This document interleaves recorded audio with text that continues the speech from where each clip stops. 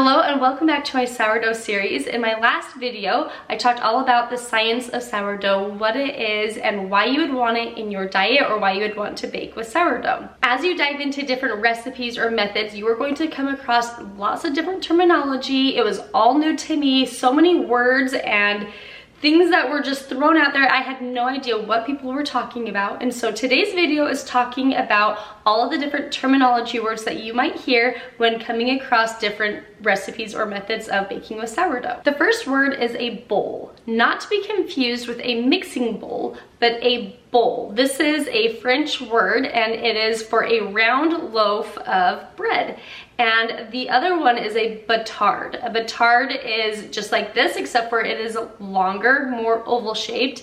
And you get those by using a banneton or some kind of a basket or bowl. This is a round shaped banneton. Usually they look kind of like this in this picture. I don't have one of those, but this one is just a wicker basket with a liner that I wash every once in a while. And if you want a batard or an oval-shaped loaf, then you would have a longer oval-shaped banneton basket. Here I have my mother sourdough starter. The mother is your base, the home base of your sourdough starter. Based off of your mother sourdough starter, you can come up with discard or leavens. Some people pronounce a leaven, a levain, levain. We'll talk about that in a second. But the mother starter, this is a collection of wild yeast and bacteria that are used to raise bread. The yeast and bacteria eat the flour and water and create gas or carbon monoxide, which rises your bread. It is a living culture and needs to be fed regularly. This can be left out on your countertop or it can be placed in the refrigerator. Next is a sourdough discard. This is basically unfed starter. When I go to feed this, I will scoop some of this out and put it into this container. And because this is not fed, it's not active, it's not bubbly, this has to be stored in the refrigerator or it will go bad. The sourdough discard will remain indefinitely. You can keep this in your refrigerator forever and it will always be good to use. You can use this in crepes, pancakes, waffles, English muffins, banana bread. There are so many things that you can bake with this. Pizza dough crust. You can use this as just like a little scoop into whatever you're baking to give it a little bit more probiotics or a little bit more moisture or a little bit extra flavor. Now sometimes if you leave your discard sitting in the refrigerator for a really long time and you don't use it, what is going to happen is you will get a layer called hooch. Now I've never developed hooch because I go through this stuff very quickly. I don't let this just sit, I use it. And so I experimented and I put some discard in a jar and I left it in the back of the refrigerator and I developed a layer of hooch. I think that's the weirdest word, but that's what they call it. You can see that liquid right there. And basically, you get that from a very hungry starter. I mean, technically, all of this is starter. It's just unfed, it's flat, and it sits in the fridge, and so people name it discard. So this is unfed starter. It is hungry. All of the microbes have eaten through the gluten, the flour, the starch, and this is a byproduct. It's kind of like a alcohol-y smell. And you can do one of two things. You can either pour it off into the sink or garbage can. You don't have to have it and then just stir. Or you can keep it in there and stir it. It is not harmful at all. If you like a more sour, tangy flavor, then you can keep it in. But if you don't like that sour, tangy flavor, then you can just pour it off and keep using the discard. I just talked about the word leaven. Some people call it a levain or a levain. A leaven is basically an offshoot of your starter. Now typically I keep my mother starter in this small jar because I don't need to keep a whole lot. I was washing this so I have it in here. But when I make a leaven for a double loaf of bread, I will take a little scoop of this, of my starter, and I will put it in my bigger jar and I will feed this, and then the leaven is used entirely in your recipe. You will use all of it. All of it. Whereas with your starter, if you use this in a recipe, you always want to leave a little bit behind so that you can keep it growing. You would refeed it and it would grow back up again. So a leaven is just an offshoot from your starter used specifically for a recipe. One note to mention about using a leaven, not all people do that. Some people just build their starter up bigger and then use that. There's several reasons why people would want to use a leaven, and that's so that they can maintain a smaller amount of starter on a day-to-day basis. And if I wanted to make bagels and bread and several other things using active bubbly starter, I wouldn't want to just build this really big. So I would put a little bit in a jar for my bread. I would put a little bit in a jar for my bagels. I would offshoot my starter into different jars, and that would make it so I wouldn't have to keep a huge starter for an everyday basis. I hope that makes sense.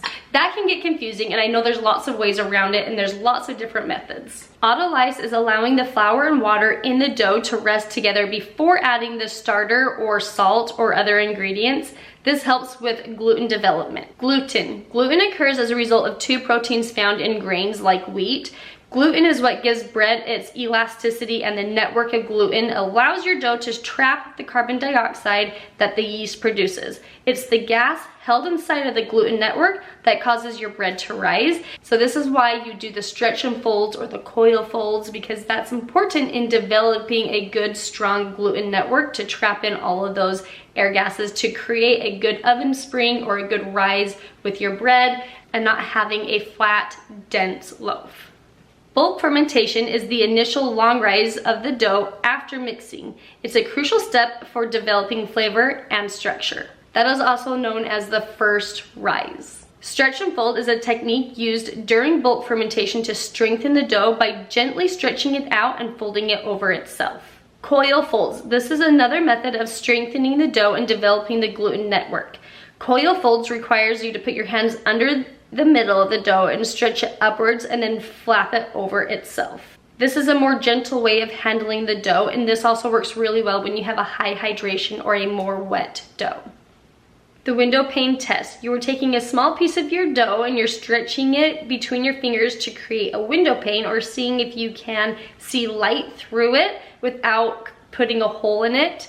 If it rips, then you need to do more stretch and folds. Usually you do this right after your stretch and folds to determine if you need to continue doing those coil folds or stretch and folds. Lamination. This process refers to stretching the dough out into a thin sheet on your countertop before folding it up. It is performed to create layers in the dough.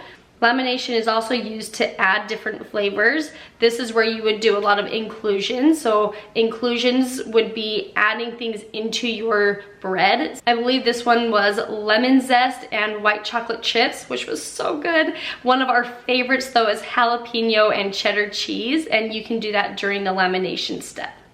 Bench rest refers to allowing the dough to rest and the gluten to relax. Dough can have a bench rest after the pre-shaping. The dough relaxes and is then ready for shaping. Tensioning refers to the process of creating tension across the surface of the dough during the shaping process.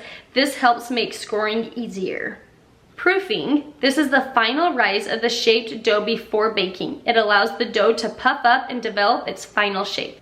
Poke test. This test refers to testing whether your bread has fermented sufficiently and is ready to bake. If you push your finger in the dough and it springs back very quickly, then it's underproofed. If you push your finger in the dough and it leaves an indent and slowly starts to fill back in, but not fully, that is perfectly proofed. Placing your dough in the fridge for a cold retard can just slow down the fermentation process. You can develop more of a sour flavor in your dough, or it just helps with timing. If you're not ready to bake your bread, go ahead and put it in the fridge until you're ready to bake it. You can put it in there for as short as 1 hour or up to 3 days if you really want to. Scoring. Making cuts into the surface of the dough just before baking. It controls how the bread expands during baking and creates beautiful patterns. When scoring, you use a tool that is called a lame.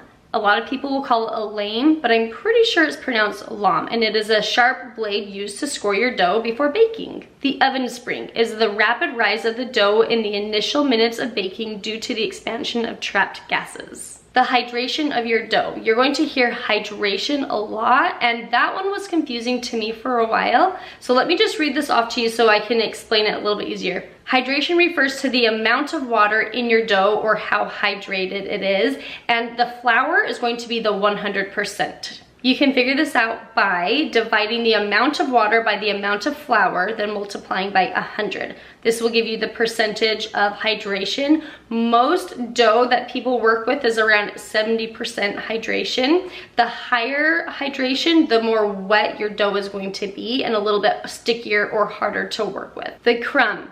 The interior structure of the bread, including the arrangement of air pockets. A closed crumb would be really tight bread, and an open crumb would have more bigger holes. The ear of your bread is this ledge right here, and this is very highly sought after. If you can have a good big open ear, then apparently that's a really, like, you've done an amazing job with your bread. And I, for the life of me, cannot get a really good ear. I mean, that's just little right there, but some people, it really just opens up and it's very distinct. I'm still working on that, but when you have a good ear, this part right here is called the belly. You'll also have on here what is called blisters. Lots of teeny, tiny little air pockets.